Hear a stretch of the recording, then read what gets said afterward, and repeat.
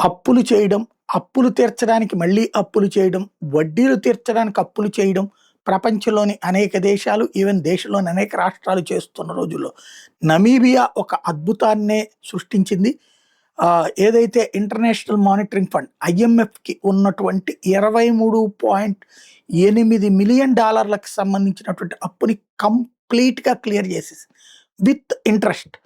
ఇక IMF conditions మనకి లేదు. ఐఎంఎఫ్ పెట్టేటటువంటి షరతుల్ని మనం అంగీకరించక్కర్లేదు. నిజమైన స్వాతంత్రం ఇప్పుడొచ్చింది మనకంటూ నమీబియా ప్రభుత్వం అధికారికంగా చేసినటువంటి ప్రకటన సంచలనం సృష్టిస్తోంది. ఏదైతే ఎవడో విదేశీయుడొచ్చి మన మీదన రుబాబు చేయడం, మన మీద దౌర్జన్యం చేసేటటువంటి అవకాశం ఏం లేదు.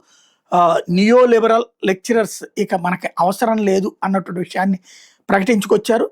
నమీబియా అనేటటువంటిది ఇప్పుడు నిజమైనటువంటి స్వతంత్ర దేశం అంటూ ఆఫ్రికన్ నేషన్ అనేటువంటి నమీబియా చేసినటువంటి ప్రకటన ఇప్పుడు ప్రపంచం అంతా కూడా చర్చించుకుంటూ ఐఎంఎఫ్‌కి గుడ్ బై అన్నటువంటి స్టేట్మెంట్ అన్నది సంచలనం సృష్టిస్తోంది.